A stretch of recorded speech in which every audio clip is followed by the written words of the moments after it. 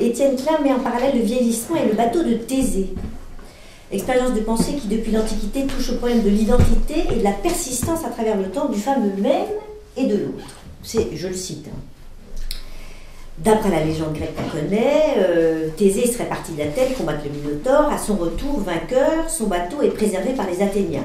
Il retire des planches usées et les remplace, de sorte que le bateau resplendit encore des siècles plus tard. Et le débat des sophistes athéniens, c'est de savoir si le bateau est le même ou il est autre, la modification des matériaux qu'il constituait, on a fait autre chose. Et donc, le problème était de savoir si on était face à un changement d'identité du bateau, ou si l'identité était conservée par la forme, ou encore si cette identité pouvait être conservée d'une autre façon. Du point de vue biologique, nous dit Klein, vieillir n'est pas seulement un phénomène de nécrose cellulaire. Nos globules rouges ont une espérance de vie de 120 jours. Les cellules de nos alvéoles pulmonaires sont remplacées toutes les semaines. Nous sommes de vastes ensembles de cellules nous-mêmes. Nous sommes donc, comme le bateau de Thésée, perpétuellement en réparation. Et on peut légitimement se demander, au fur et à mesure que les pièces sont modifiées, s'il s'agit toujours du même bateau. Si nous sommes donc toujours dans le même bateau. C'est intéressant de commencer par ce qu'ont compris les biologistes, parce que nos cellules possèdent en effet tout au long de leur existence le pouvoir de s'autodétruire en quelques heures, et leur survie ne dépend que de leur capacité à percevoir des signaux émis par d'autres cellules qui permettent de réprimer le déclenchement de leur autodestruction. En somme, nos cellules sont toujours au bord du suicide, mais empêchés par leur entourage de le commettre. Et ce sont cette fragilité même, ce sursis permanent, cette interdépendance entre nos cellules qui permettent à nos corps de se reconstruire en permanence et de s'adapter à des environnements changeants. Ce suicide cellulaire agit tout au long de la vie. Alors c'est marrant parce qu'à la fin de cet article, Étienne Klein prend soin de préciser que dans le domaine du renouvellement, comme dans d'autres, la parité n'a pas cours. On comptera en France 7 à 8 fois plus de femmes centenaires que d'hommes centenaires. Paradoxe. C'est donc au moment même où, grâce à l'allongement de l'espérance de vie, nous avons le plus de chances de vivre la totalité des âges, que les moyens de les concevoir clairement et de leur donner sens semblent nous faire un peu défaut. En fait, il n'a jamais paru autant important de se questionner sur la manière de parcourir le chemin du berceau à la tombe. Alors là-dessus, j'avais envie de faire allusion à ce petit conte de Grimm qui, effectivement, vient s'interroger sur la répartition du temps.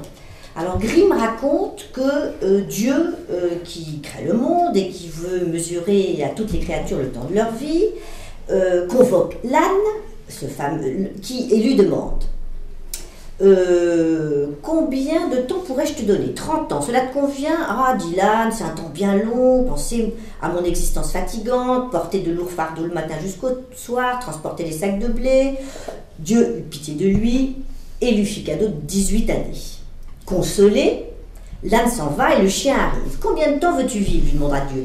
30 années sont trop longues pour l'âne, mais toi, en seras-tu satisfait? Seigneur, répondit le chien, est-ce là votre volonté? Moi, il me faut courir, mes pieds ne le supporteraient pas assez longtemps, je n'aurai plus de voix pour aboyer, ni de dents pour mordre. Que me restera-t-il d'autre que de me traîner d'un coin à l'autre et grogner? Dieu vit qu'il avait raison, il lui enlève 12 ans. Le singe vient ensuite. Tu veux probablement bien vivre 30 ans, lui dit le Seigneur, tu n'as pas besoin de travailler, comme l'âne et le chien. Tu es toujours de bonne humeur. Ah, Seigneur, répondit-il, il semble qu'il en soit ainsi, mais la vérité est tout autre. Lorsque la purée de millet pleut du ciel, je n'ai pas de cuillère. Il me faut faire des tours amusants et des grimaces, afin que les gens rient. Et s'il me donne une pomme, et que j'y morde, elle est pourrie.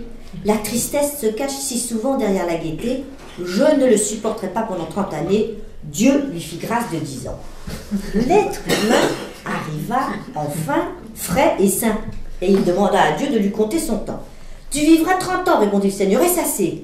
Quelle courte période, s'écria l'être humain, quand j'aurai construit ma maison, et que le feu brûlera dans mon âtre, et quand j'aurai planté des arbres qui fleurissent et fructifient, et que je songerai à me réjouir de ma vie, devrais-je mourir? Bon, dit le Seigneur, je te donne les 18 années de l'âne. Ce n'est pas assez, reprit l'être humain. Tu auras aussi les 12 années du chien.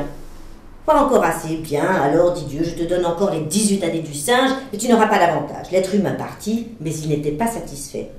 C'est ainsi que l'être humain vit 70 ans. Enfin, ça, c'était la perception de Grimm à ce moment-là. Les 30 premières années sont des années humaines, elles passent vite, il est en bonne santé, gai, il travaille avec plaisir, et son existence le réjouit. Puis viennent les 18 années de l'âne, pendant lequel il est chargé d'un fardeau après l'autre, il fait porter le blé, les coups de bâton et de pied sont la récompense de ses loyaux services.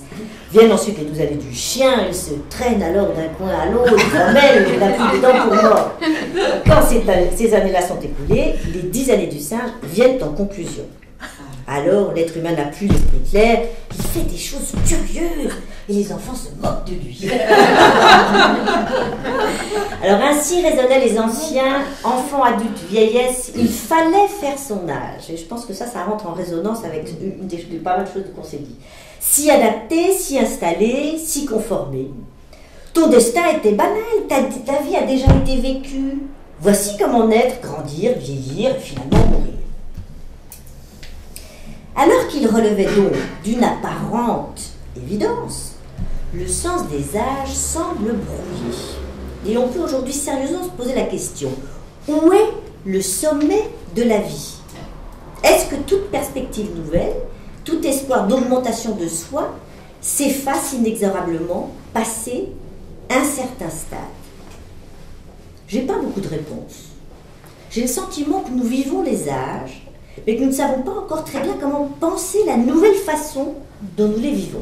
Et je pense que c'est ce qui s'exprime ici.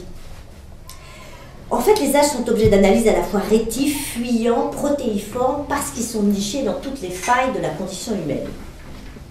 Le constat, c'est que la plupart des enfants ont envie de grandir et de découvrir la nuit, comme il a été mentionné, et que la plupart des adultes ne rechignent pas à vieillir. Mais il y a des coquetteries. J'en citerai une qui est dans un petit bouquin de Alan Pauls, qui est un auteur argentin, comme son nom ne l'indique pas, et qui parle de Borges en le soupçonnant d'avoir effacé un an dans sa biographie, puisque il était né en 1899 et que ça lui déplaisait. Il voulait être né en 1900. Et il a ourdi des stratagèmes extrêmement précis pour dire qu'il était né avec le chien.